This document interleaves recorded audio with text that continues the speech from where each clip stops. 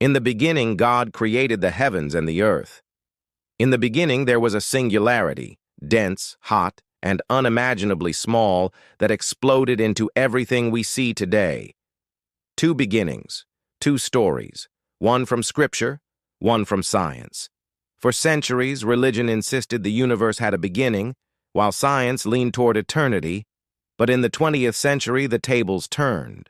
Science itself began to whisper of a cosmic birth, a fiery moment we now call the Big Bang. Was this the final triumph of faith, or had science explained creation without a creator? This is the story of the Big Bang and the Bible, a collision between cosmology and belief, where the origin of the universe became the ultimate battlefield between faith and reason. Introduction. By the dawn of the 20th century, most scientists believed the universe had no beginning. They envisioned it as eternal, stretching infinitely into the past and future. To them, the very idea of a moment of creation sounded unscientific, too close to theology, too close to Genesis. Religion, on the other hand, had never let go of the beginning. The Bible declared it. In the beginning, Islam and Judaism echoed it. For believers, creation ex nihilo, creation out of nothing, was central to faith. Science and Scripture seemed to stand worlds apart. Then came the revolution. Einstein's theory of relativity rewrote the rules of gravity and hinted at a dynamic universe. A young Belgian priest and physicist, Georges Lemaître, dared to suggest the cosmos had erupted from a primeval atom. Edwin Hubble pointed his telescope skyward and saw galaxies fleeing apart, proof of an expanding universe. And in 1965, two radio astronomers stumbled upon the faint afterglow of creation itself, the cosmic microwave background. Suddenly, science was speaking the language of beginnings. Suddenly, the universe looked more like Genesis than like eternity. But was this truly a victory for religion, or was it the beginning of a new struggle? Did the Big Bang prove God, or prove that the universe could arise without one? Over the next hour, we will trace this story. From the eternal universe of Aristotle, to Einstein's equations, to Lemaître's bold vision, to Hubble's galaxies, to the cosmic echoes that sealed the Big Bang as fact. We will see how churches embraced and resisted, how skeptics fought back with steady-state theories and multiverse speculations, and how the debate continues even today. Because when science dares to ask how the universe began, faith cannot remain silent. And when Scripture claims the first word, reason cannot look away. Our journey begins long before Einstein, back in the ancient world, where philosophers and theologians first wrestled with the question, is the universe eternal, or was it created? Chapter 1. The Eternal Universe. For most of human history, the question of beginnings was not a scientific one. It was philosophical, even spiritual. In the ancient world, people looked up at the stars and wondered, has all this always been here, or was there a moment when it began? Aristotle, the great Greek philosopher, believed the universe was eternal.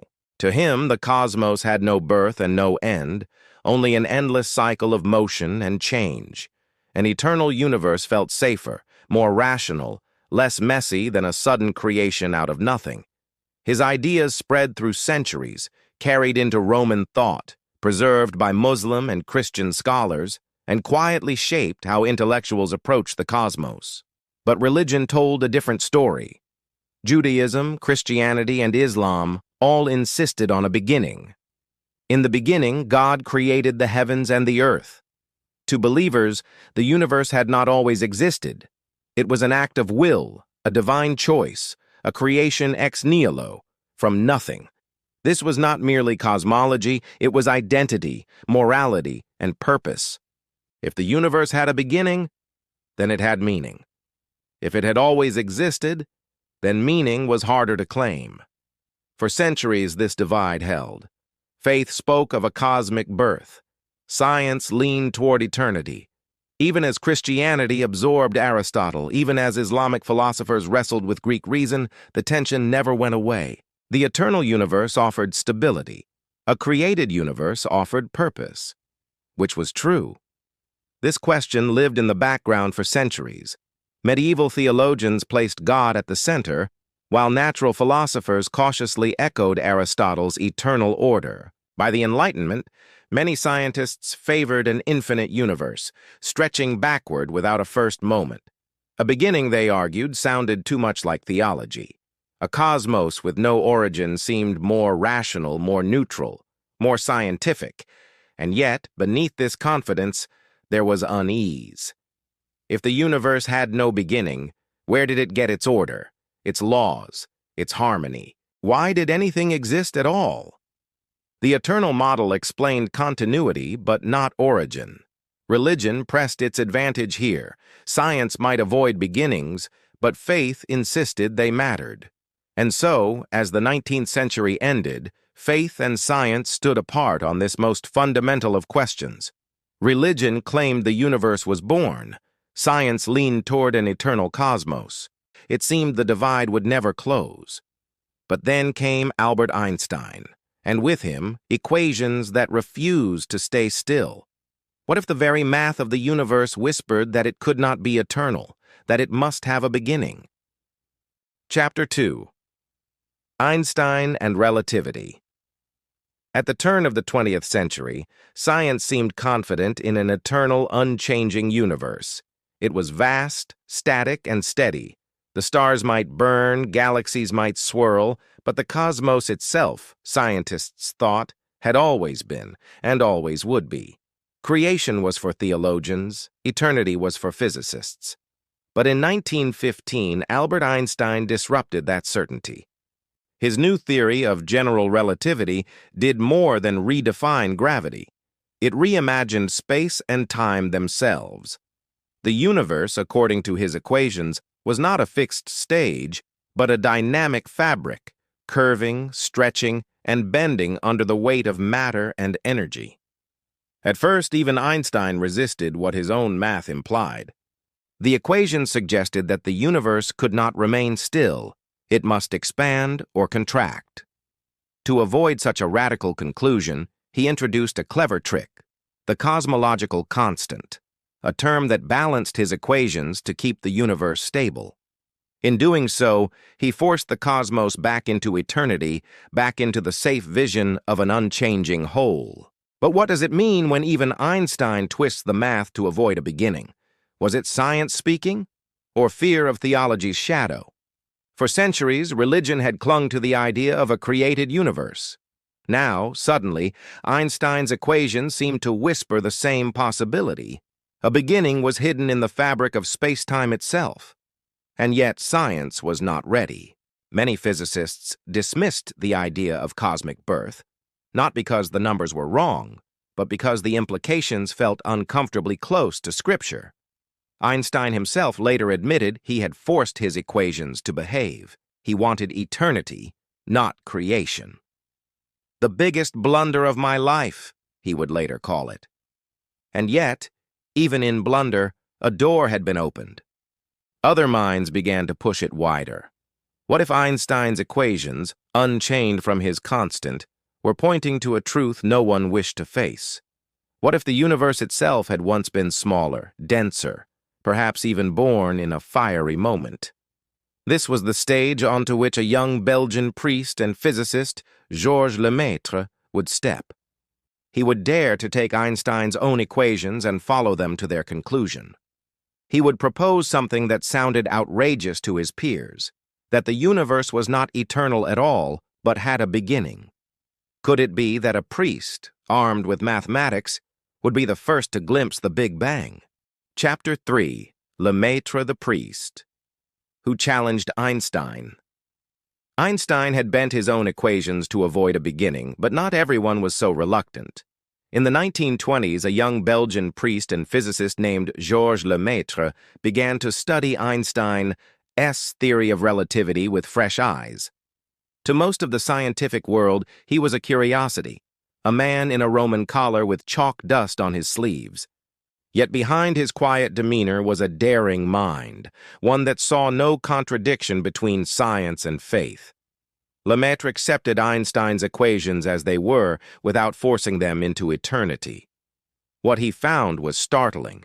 If the universe was expanding, as the math suggested, then it must once have been smaller, much smaller.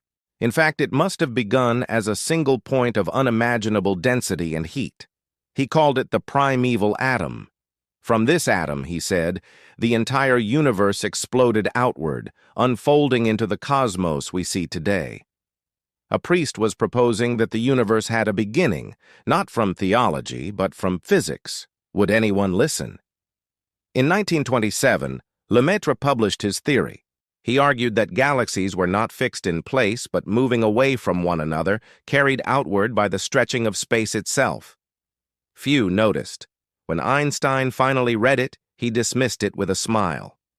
"Your calculations are correct, but your physics is abominable."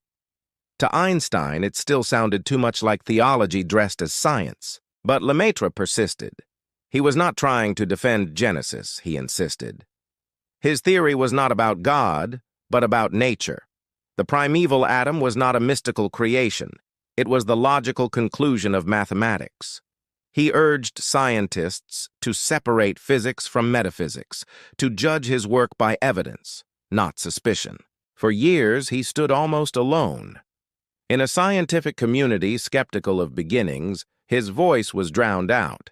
Yet quietly, the universe itself was beginning to provide him with allies. Because as telescopes improved, another scientist on the other side of the Atlantic was about to see something extraordinary, evidence that space was not static, but expanding. If the heavens themselves began to move, could Einstein's eternal universe survive? Chapter 4. Hubble and the Expanding Universe. The quiet persistence of Georges Lemaître had planted a seed, but it was Edwin Hubble, an American astronomer working at Mount Wilson Observatory in California, who would bring the decisive evidence. Hubble was not a priest, nor was he particularly interested in theology. He was, however, fascinated by the galaxies. At the time, astronomers still debated whether the faint smudges of light in the night sky were small clouds of gas within our own Milky Way, or vast island universes in their own right far beyond. Hubble set out to measure them. Using the 100-inch Hooker telescope, then the most powerful in the world, he peered deeper into space than anyone had before. What he found was astonishing. Many of those smudges were galaxies, immense collections of stars like our own Milky Way scattered throughout the cosmos. The universe was far larger than anyone had imagined, but that was only the beginning. By measuring the light of these galaxies, Hubble discovered something even stranger. The light was red-shifted, stretched toward the red end of the spectrum. This meant the galaxies were not standing still. They were moving. And not just moving, but racing away from us, faster the farther they were. The universe was not static. It was expanding. Imagine it. The cosmos itself stretching, galaxies fleeing into the void.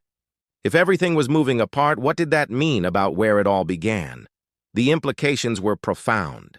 If the universe was expanding, then long ago it must have been smaller, denser, hotter.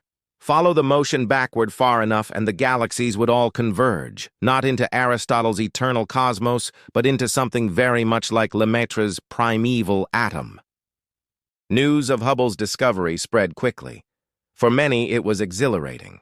The universe was alive, dynamic, unfolding. For others, it was unsettling.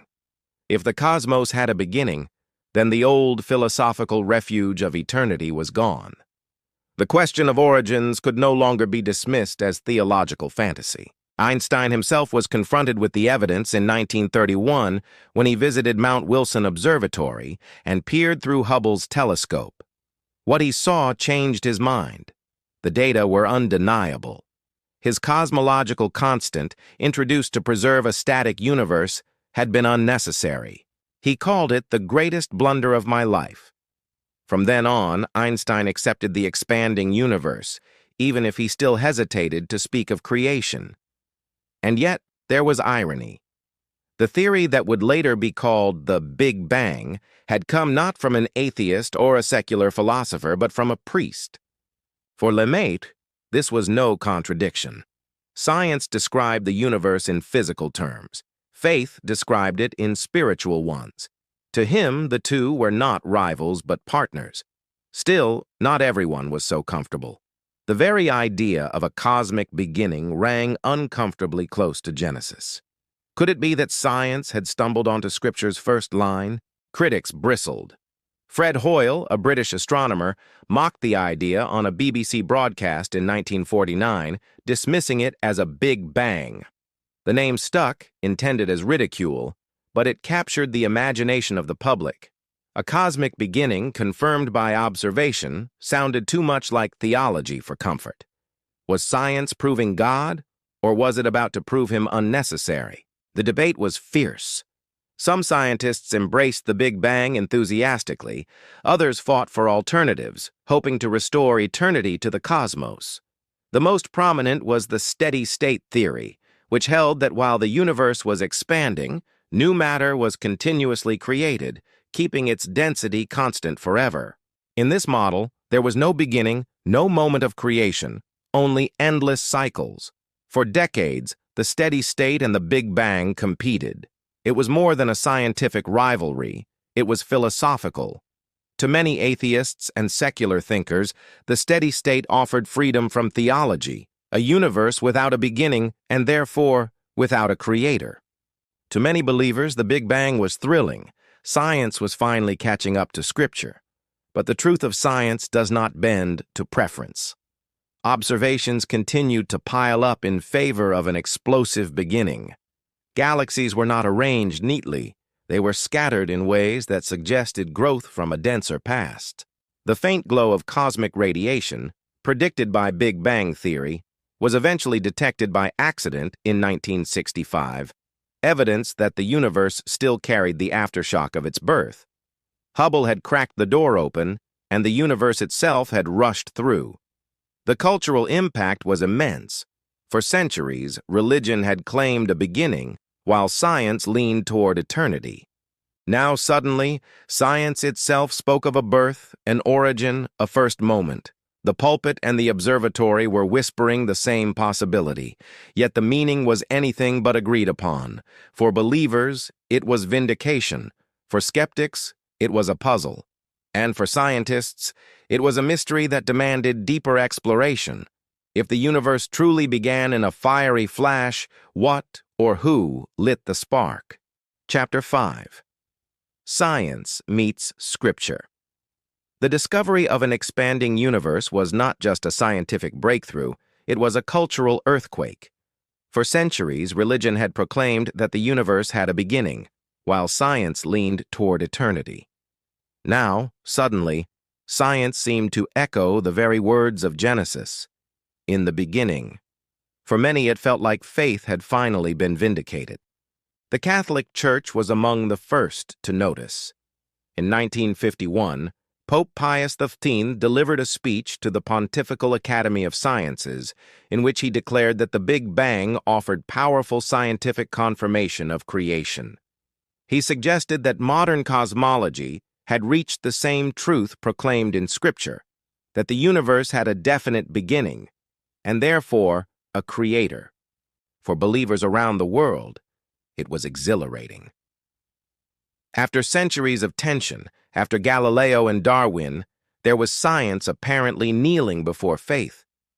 But not everyone in the church was eager to claim victory. Georges Lemaître himself, the very man who had proposed the primeval atom, was deeply cautious. He reminded the Pope that science and theology asked different questions, and that it was dangerous to mix them. For Lemaître, physics described how the universe worked, but faith described why it existed. To confuse the two, he warned, would risk turning science into apologetics or scripture into pseudo-physics. Was the Big Bang proof of God, or just another chapter in physics? The debate spilled beyond Catholicism. Protestant leaders reacted with mixed emotions. Some evangelical groups embraced the Big Bang enthusiastically, seeing in it clear evidence that the Bible had been right all along. Others, especially fundamentalists wary of modern science, resisted. To them, the Big Bang was too close to evolution, just another secular attempt to rewrite Scripture, despite its superficial resemblance to Genesis. Jewish and Islamic thinkers also weighed in. Some saw harmony between cosmology and their own traditions, which also spoke of beginnings. Others argued that science's beginning was not the same as a divine creation. It was a physical event, not a metaphysical act. Meanwhile, many scientists felt deeply uncomfortable with the theological overtones. Arthur Eddington, a leading British astrophysicist and a mentor to Lemaître, admitted he had a philosophical dislike of a beginning to the universe. To him, the idea of creation out of nothing was repugnant. Fred Hoyle, who coined the term Big Bang as a sneer, went further.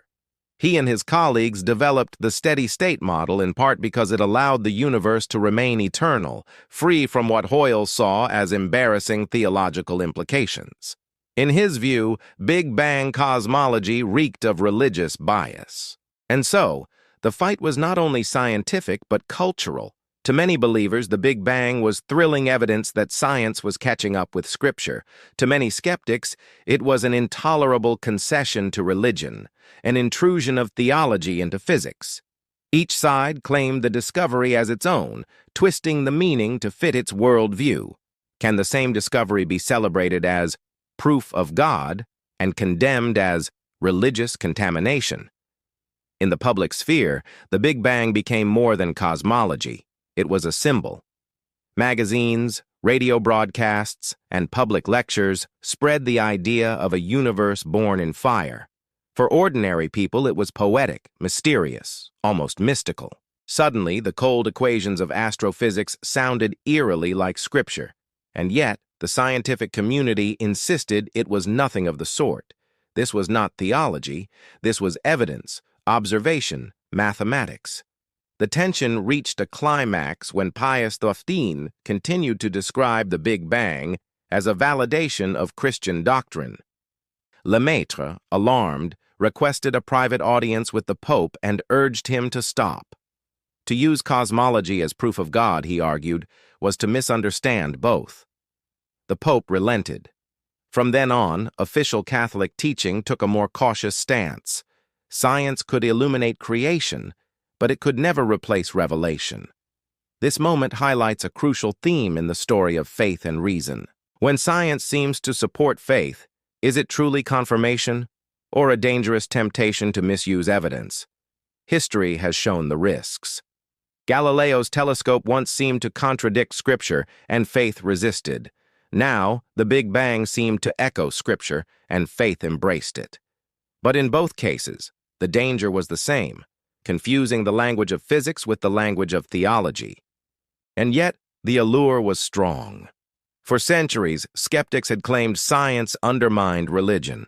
Now, in the middle of the 20th century, religion could point to cosmology and say, "Science finally agrees with us."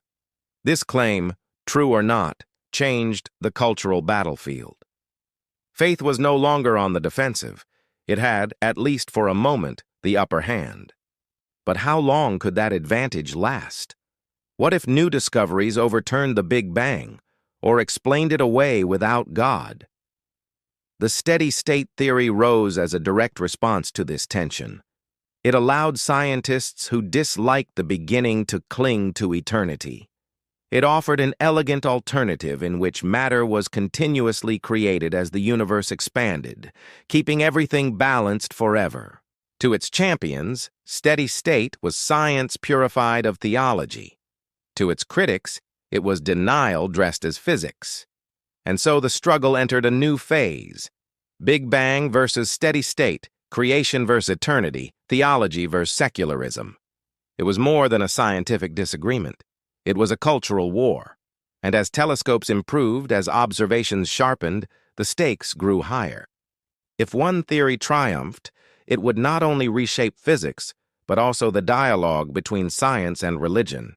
The world waited for a decisive answer, and it would come. not from theology, not from philosophy, but from a faint whisper left behind in the sky. Could the universe itself still carry an echo of its birth? And if so, what story would it tell? Chapter 6. The Steady-State Fight. By the mid-20th century, the Big Bang was gaining traction. Observations of galaxies racing apart, Hubble's redshift data, and the mathematics of relativity all pointed toward a universe with a beginning. To many, it was exhilarating. To others, it was intolerable. Because if the cosmos had a beginning, what or who began it? This was the shadow many scientists wanted to avoid. And so, out of resistance to the very idea of a cosmic birth, a rival theory arose, the steady-state model. The steady-state theory was elegant, bold, and, for its champions, liberating. It had been proposed in the late 1940s by three brilliant minds, Fred Hoyle, Hermann Bondi, and Thomas Gold. They argued that yes, the universe was expanding, but it was not thinning out. Instead, new matter was continuously created to fill the gaps as galaxies drifted apart. This meant the universe could look the same at all times, expanding but eternal. No beginning, no end, no primeval fireball. For Hoyle and his colleagues, this model was not just science, it was philosophy. It preserved the comfort of an eternal universe. It avoided what Hoyle called the enormous theological overtones of the Big Bang. The steady state was safe from Genesis, safe from Scripture, safe from the idea of creation.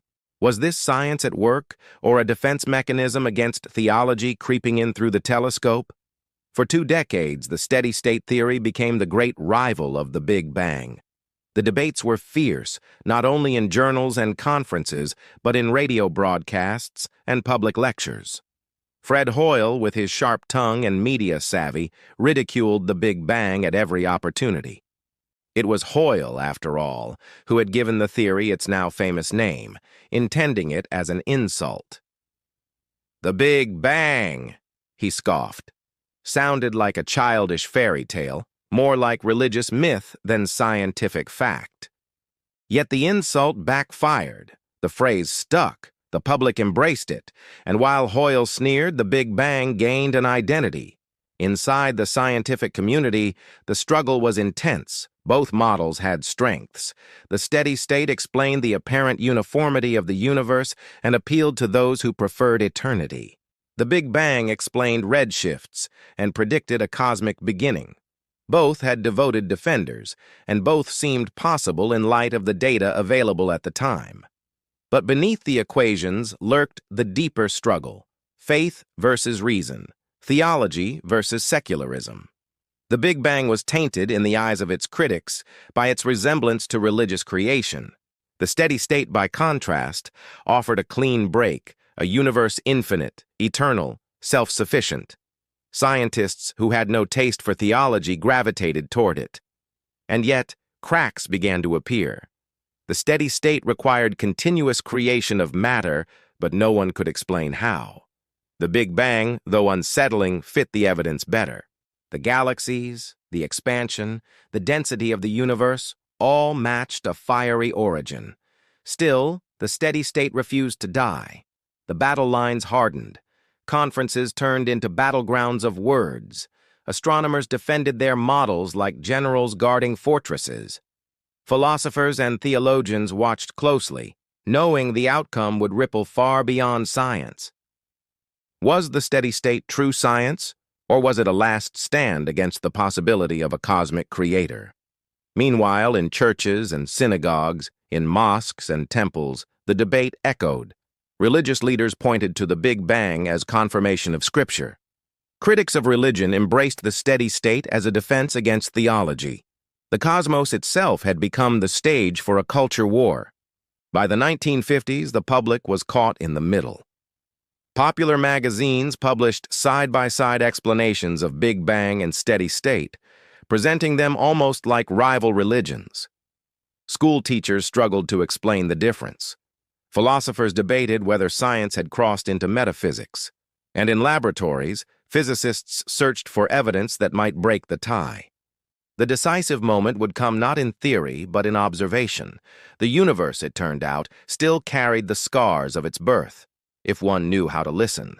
The afterglow of creation itself was waiting in the sky, faint but undeniable.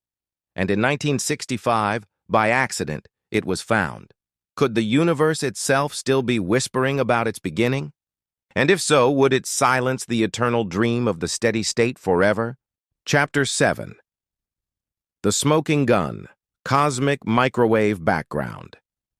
The war between Big Bang and steady state had raged for nearly 2 decades. Each side had brilliant defenders. Each side had compelling arguments. But in science, elegant theories mean nothing without evidence. And if the universe had truly begun in a fiery flash billions of years ago, then surely it must have left behind a trace. The question was, where was it hiding? In the 1940s, physicists George Gamow, Ralph Alpher, and Robert Herman had predicted that if the universe had exploded from a hot, dense beginning, the remnants of that fire would still linger as faint radiation, spread evenly across the cosmos. Like an echo of creation, this afterglow would not shine like stars or galaxies, but hum quietly in the background, an invisible fingerprint of the Big Bang. But their prediction was largely ignored. For years, no one searched for it seriously. Then, in 1965, 2 engineers at Bell Laboratories in New Jersey, Arno Penzias and Robert Wilson, stumbled onto something strange. They were testing a sensitive radio antenna designed for satellite communications when they noticed a persistent hiss of static. No matter where they pointed the antenna, the noise was there. They tried everything to eliminate it. They even climbed into the antenna and cleaned out pigeon droppings, convinced that birds nesting in the horn might be the cause. But the noise persisted, uniform in all directions, stronger than any earthly interference. What Penzias and Wilson had found, though they did not realize it at first, was the whisper of the universe's birth, the cosmic microwave background, the faint afterglow of the Big Bang. Imagine it. The very first light of creation, not lost, not gone, but still humming across the heavens, waiting billions of years to be heard.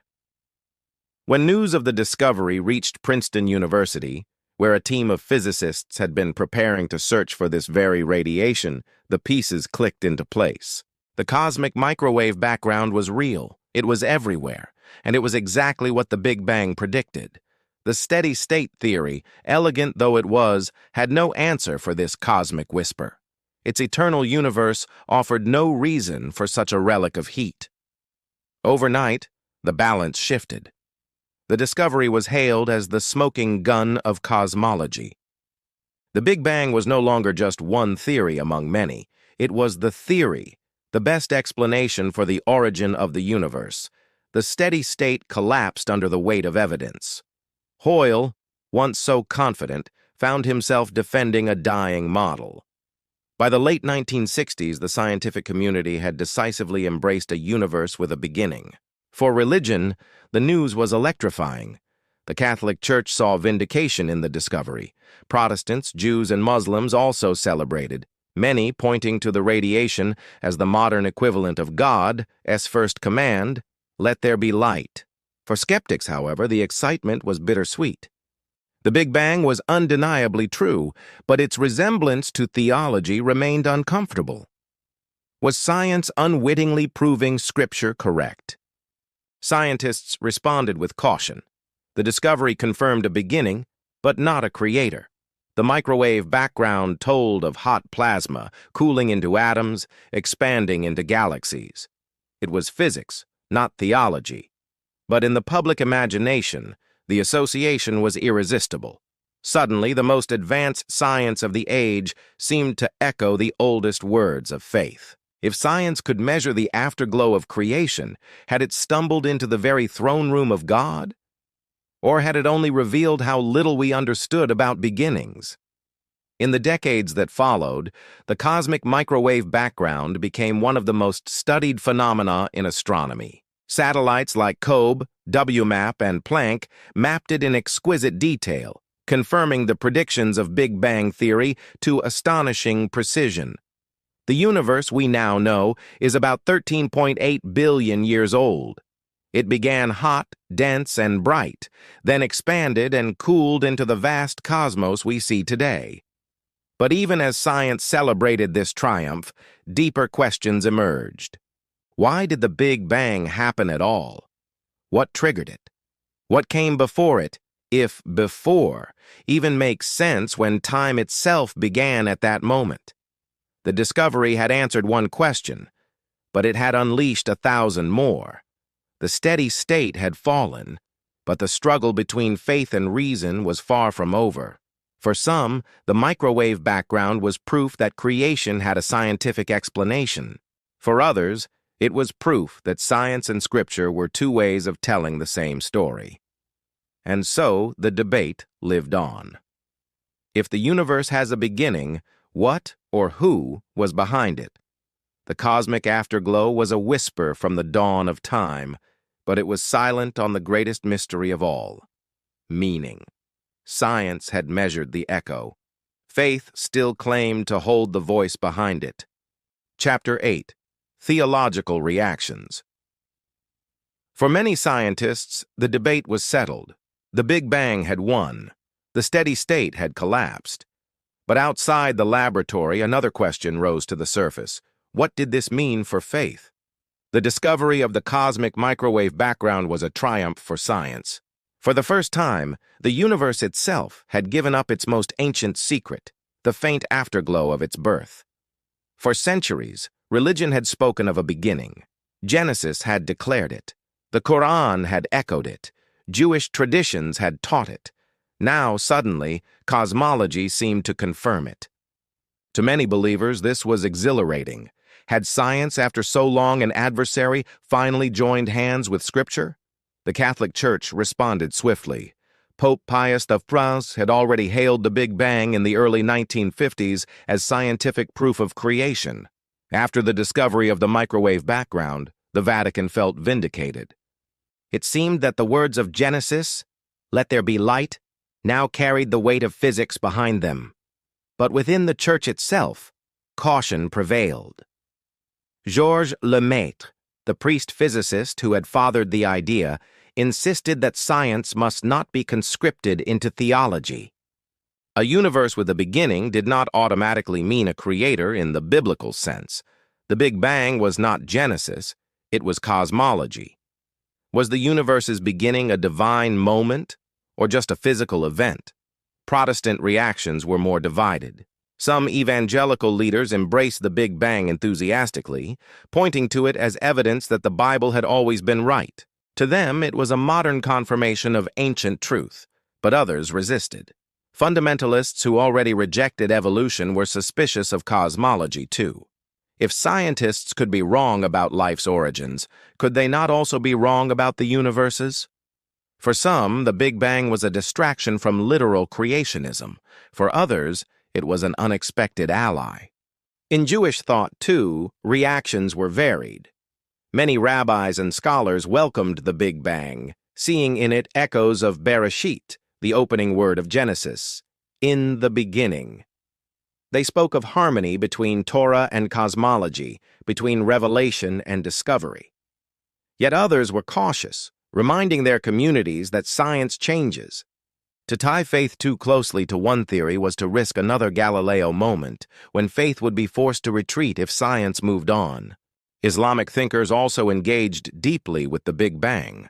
The Quran contains verses that speak of the heavens and the earth once being joined together, then separated. Some scholars saw in this an ancient description of cosmic expansion. For them, the Big Bang was not a threat, but a fulfillment. Others, however, warned against reading modern physics back into Scripture, cautioning that faith should not lean on science for its authority. And then there were the skeptics. For atheists and secular philosophers, the theological enthusiasm surrounding the Big Bang was deeply troubling. Fred Hoyle and others who had championed the steady state did not just dislike the Big Bang because of data, they disliked it because it sounded too much like religion. To them, the embrace of cosmology by churches and mosques was proof that the theory was corrupted by theology. Some went so far as to claim that belief in the Big Bang was not science at all, but disguised faith. Was the Big Bang science invaded by religion, or religion disguised as science? The cultural debate raged. For believers, the Big Bang seemed like a divine "I told you so." For skeptics, it was a scientific embarrassment, a theory too easily co-opted by faith. And for ordinary people, the story of a universe born in light carried a poetry that blurred the line between physics and scripture. Lemaître's caution stands out here as a voice of wisdom. He insisted that science and faith serve different roles. Physics could describe the history of matter and energy. Theology could speak of purpose and meaning. To confuse them was to weaken both. His warning resonates even more today when some still claim science proves God, while others insist it disproves him. Lemaître saw the truth. Science does not prove or disprove God. It simply explores creation itself. But if the Big Bang gave faith new confidence, it also raised unsettling questions. If the universe had a beginning, what came before it? If time itself began with the Big Bang, then the word "before" may not even apply. Did God exist outside of time, bringing it into being? Or could physics itself explain the moment without reference to divinity? These questions remind us that the struggle between science and religion is not easily resolved. The Big Bang was a victory for cosmology, but it was also a spark for theology. It brought science and scripture closer, but also sharpened their differences. For every believer who saw proof of God, there was a skeptic who saw only natural law. For every theologian who celebrated harmony, there was a philosopher who warned of illusion. And so, even in triumph, the struggle continued. If the Big Bang brought science and faith together, why did it also keep them apart? The next chapter of this story would reveal even more tension. Because while the Big Bang seemed to echo Scripture, it also raised new mysteries that Scripture did not address: fine-tuning, inflation, the multiverse. The deeper cosmology dug, the more questions emerged. Questions that would test not only science, but faith itself. Chapter 9. Modern Cosmology: Fine-tuning, Multiverse, and Meaning. The Big Bang had triumphed. The discovery of the cosmic microwave background silenced its rivals and cemented its place as the foundation of modern cosmology. Science now had a story of beginnings, a universe born in fire nearly 14 billion years ago, expanding ever since. For many, it was a thrilling moment of convergence between science and faith. But just as the dust seemed to settle, new questions emerged, questions that reignited the struggle. Because if the Big Bang told us how the universe began, it left unanswered the deeper mystery. Why does the universe exist in a form that allows us to be here at all? Physicists began to notice something strange. The laws of nature seemed balanced on a knife's edge. If the strength of gravity were slightly weaker, galaxies would never have formed. If it were slightly stronger, the universe would have collapsed in on itself long ago. If the electromagnetic force had been just a little different, atoms could not have bonded, and chemistry would have been impossible. Even the expansion rate of the universe was tuned so precisely that if it had been off by a fraction of a fraction, the cosmos would have been stillborn, either collapsing instantly or flying apart so quickly that no stars or planets could form. This uncanny precision became known as the problem of fine-tuning. Was this cosmic balance an accident or evidence of design? For believers, the answer seemed obvious. The universe was fine-tuned because it had been crafted, like a master instrument set just right for the music of life. The cosmos was not a random accident, but a creation calibrated for purpose. To them, fine-tuning was the fingerprint of God written into the equations of physics. But skeptics were not convinced. They countered that the appearance of design did not require a designer. Instead, they proposed the idea of a multiverse. Perhaps our universe is not the only one. Perhaps there are countless universes, each with different laws of physics. Most would be sterile, lifeless, chaotic. But in one, by chance, the conditions would be just right for stars, planets, and life to exist. We live in that universe not because it was designed, but because it is the only one where beings like us could arise to notice it. The multiverse, though speculative, became a powerful counter-narrative. It allowed science to explain fine-tuning without invoking God, and yet it raised its own mysteries. If other universes exist, how could we ever prove it? Was the multiverse a scientific theory or a leap of faith of its own? If faith risks believing too much, does science risk believing in worlds it cannot see? Meanwhile, cosmology itself kept digging deeper. The Big Bang was not the end of inquiry, but the beginning. What happened in the first fractions of a second after the Big Bang? How did the universe inflate so rapidly, smoothing itself out into the cosmos we see today? Physicists like Alan Guth proposed the theory of cosmic inflation, an unimaginably fast expansion that occurred in the blink of an eye, stretching tiny quantum fluctuations into the seeds of galaxies. Inflation explained much, but it also led naturally to the idea of multiple universes. If inflation happened once, why not many times? Why not eternally, spawning universe after universe in an endless cosmic froth? And so the struggle took on a new form. Science was no longer merely describing expansion. It was speculating about realities beyond observation. Faith, too, was rethinking its position. Some theologians embraced fine-tuning as fresh evidence for divine design. Others warned against tying faith too tightly to scientific speculation. After all, they argued, God is not a hypothesis to patch gaps in physics. He is the ground of being itself, beyond the reach of telescopes. But the public imagination was captivated.